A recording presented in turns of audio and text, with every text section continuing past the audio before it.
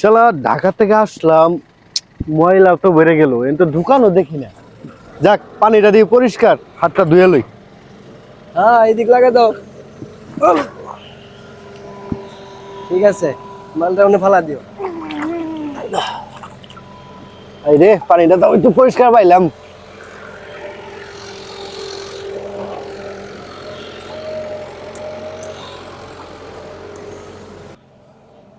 কি রে, এরা দিয়ে চেনা চেনা মনে হইতেছে। ওরে কই জানি দেখছি। এই তো এই উত্তর এই দোকানদারটা। এই এদিকে আ।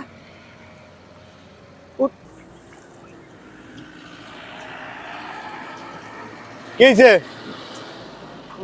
চশমা খোল। চশমা খুল মানে কি? তুই কি মনে করছস চশমা বলে তোরা চিনবো না আমি? তুই উত্তর এই দোকানদারটা না?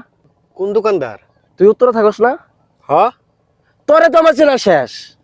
হ্যাঁ, তুই 1 লিটার পানির দাম চাচ্ছিস 600 টাকা, আর তুই আমার জমির পানির দাম তুই হাত দিছস। তুই নগদে 1 লাখ টাকা জরিমানা দিয়ে পরে যাবি। বুঝছস কথাটা? হ্যাঁ ভাই, খালি এনে একটু হাত দিছি, তাই আপনার 1 লাখ টাকা জরিমানা দিতে হইব?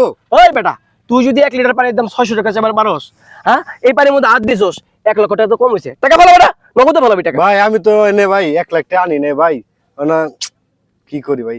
তোর কিছু করুন লাগবো না, আয় তুই আমার লগা। এ ভাই, এ মাল কই পাইছেন আপনি? লোনের ঘাড়াই গারাইস না, আমরা তোর মতো বেদব না।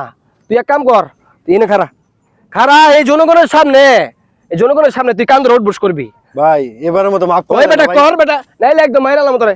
নগদে কর, কান ধরে উঠবস কর। ভাই আর কেউ পানির দাম বেশি নেন না ভাই।